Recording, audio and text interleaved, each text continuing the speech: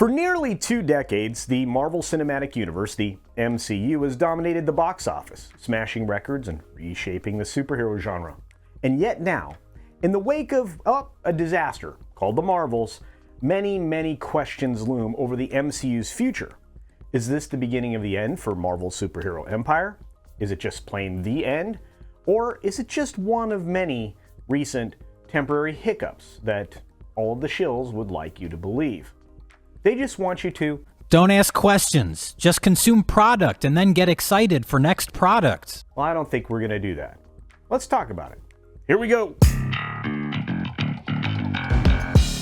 We all know that the Marvel Cinematic Universe began back in 2008 with Iron Man, setting the stage for a string of blockbusters that, well, turned Marvel into a powerhouse. But the Marvels and Ant-Man and Quantumania and many other recent films paint an entirely different picture that I think everybody is starting to, well, wake up to. The Marvels opening weekend was a disappointment.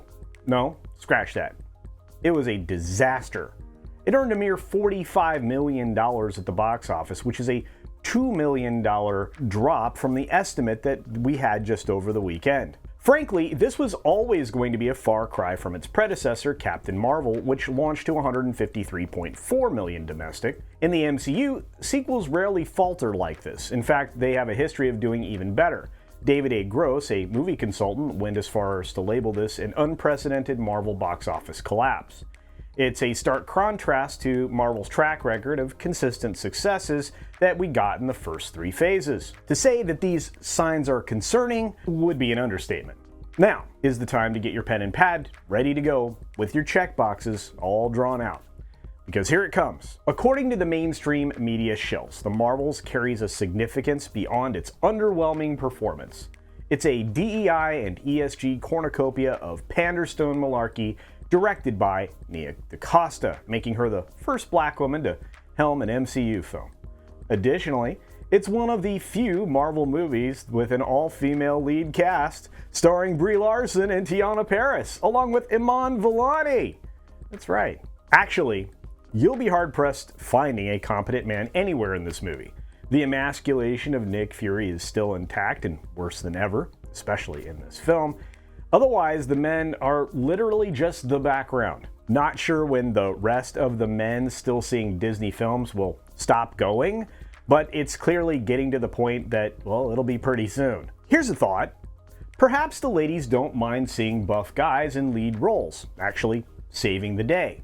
It's just a thought. I mean, ladies like security, protection, and basically to be rescued, so what's the harm in that? I'll say what speaks louder than anything else. It's the number of ladies that didn't go to this film. You would have thought the vast majority of audience members would have been ladies.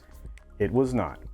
And speaking of interest in a film, this film didn't garner much. In fact, it garnered 62% positive interest, giving it a fresh rating over on Rotten Tomatoes, but we all know that was artificially propped up by a whole lot of bots that were their first time ever on the site, giving it a 5-star review. I'm not sure anybody's going to believe that. Also of note is the CinemaScore rating, which was terrible at a B. The only time a Marvel film gets a B is when it is awful and the box office is down. This may signal a shift in superhero genre and probably anything that Marvel does going forward. And while some recent Marvel projects like Guardians of the Galaxy 3 and Spider-Man No Way Home have done well, there's a growing sense of fatigue among audience. And when I say fatigue, it's because it's oversaturated, especially in the low-tier superhero content that's really taking its toll in television. Even the mighty CEO Bob Iger has mustered enough animus to shake himself out of his stupor to acknowledge the possibility of oversaturation and poor quality. My goodness. But the shilling apologists of credibility-challenged trade rags are still clinging to the narrative that the Marvels faced promotional problems due to the actors' strike. After that gets batted down, like it, well, is currently being batted down, from the sheer ridiculousness of it all, they have really already started to pivot. They're hedging about the lack of consistent releases for the MCU and how that hurt the movie. Was it too much? Was it too few? Is it low quality? Is it high quality? What is it? Is this a turning point for the MCU? Does it signify that even the mightiest superheroes have their weaknesses? Well, we know that they do. The era of guaranteed success for Disney and Marvel is now gone. Marvel's just one of the sacrificed on the altar of identitarian intersectional ideology. Nearly all of Disney is now sent into decline. As Paul Derrigarabedian, senior media analyst for ComScore, noted, an at times unclear marketing message has resulted in disappointing box office results for some of Marvel's recent big screen offerings.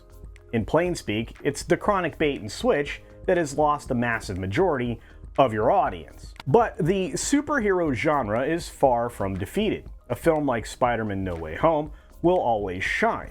It's evident that the phase bore and phase dive neo-Marxist formula, however, is clearly not working, as nearly everything post-Endgame has been crashing financially. A crushing disappointment is what I would say. Is there any way to return to the greatness of the characters that the audience actually wants to see? Maybe, but it seems increasingly unlikely. Look, the Marvel's catastrophe should be a wake-up call for a whole lot of people. In fact, all of the studios should pay attention. But most importantly, it should be a wake-up call for Feige, Iger, and especially the investors. Disney absolutely knew that they were releasing another flop, and they dropped it like a hot cow pie anyway. It's safe to say that they see the writing on the wall, but they're still invested in the most destructive ideology ever conceived in the Western world, which it wasn't. It was conceived by Karl Marx and a few others, but that's what we're subjected to right now, so that, well, you can be foisted into an authoritarian rule. Probably not by the people that are going to appreciate you very much. Now, let me recenter back into the conversation here. The dominance of Marvel's empire is over. We're just short of writing the obituary and the epitaph. The only future project that's already not DOA is Deadpool, ironically, and, well, that even has indications of compromise in it at this point, and those aren't going to fly with fans. Dragging the X-Men and Fantastic Four at this point into this giant mess is like prematurely throwing soil on their graves. But like Thanos, it seems rather inevitable. Will Disney rise to the challenge of the dark times that they themselves created?